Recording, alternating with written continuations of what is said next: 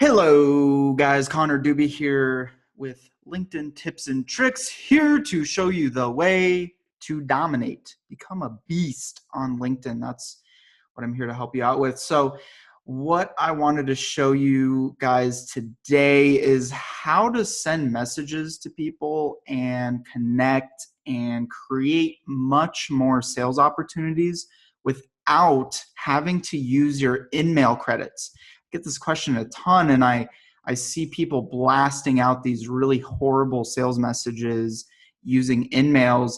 I'm going to show you a strategy that you'll never have to use a single InMail credit again in the history of using LinkedIn. So what we're going to do is we're going to go to Sales Navigator here, and let's say, for example, we're targeting telecommunications industry. We're going after marketing people. Or let's say we're going to go after technology director or IT specialist. We'll just use that as an example. We're going to go use second and even third connections. You can see with my search, I've pulled up 500 results. I like to check out the people that have posted in the last 30 days because chances are they're much more actively using LinkedIn. Not always the case, but a real good signifier.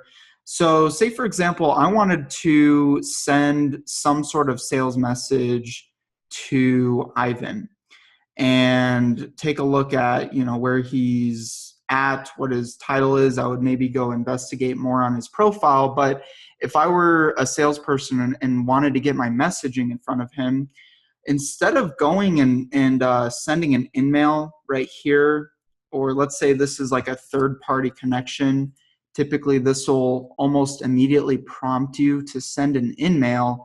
Well, guys, you can work around that by going simply to the connect function here and sending a custom connection request. Just something super simple.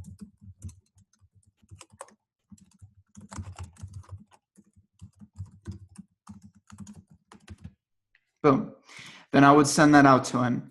Now, when he goes to accept that or sees that you've requested a connection request, that messaging is going to be tied in with that connection request, compared to like if you were just sending a generic LinkedIn connection request, it wouldn't actually send anything for you. So I would send it out through there, use the custom method here, and we're not trying to do anything salesy here. We simply are just asking for that first step, which is connect with me, opt into my network if there's value there. And typically I've found 85% of the time when you're using this approach, they will accept.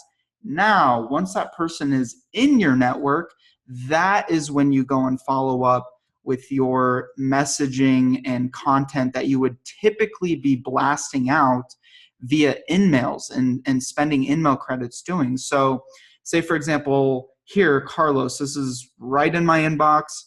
We connected. Hey, Carlos, looks like you're doing great things. Would love to connect. He accepted on July 20th. I've sent a series of follow-up messages since then, and we'll continue to follow up and provide value for him until the timing is right. And so timing is extremely important. It's part of the reason I would really recommend this approach. And it looks much more organic and casual than when you have that InMail message popping up into your inbox here. So you see these look very different. They look super spammy.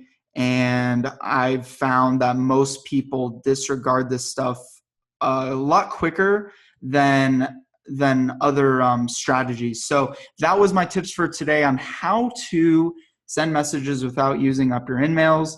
Please leave me any love, any hate, any questions, any comments. Give me some feedback on other videos you'd like to learn more on LinkedIn tips and tricks, and I will look forward to sharing with you guys next time.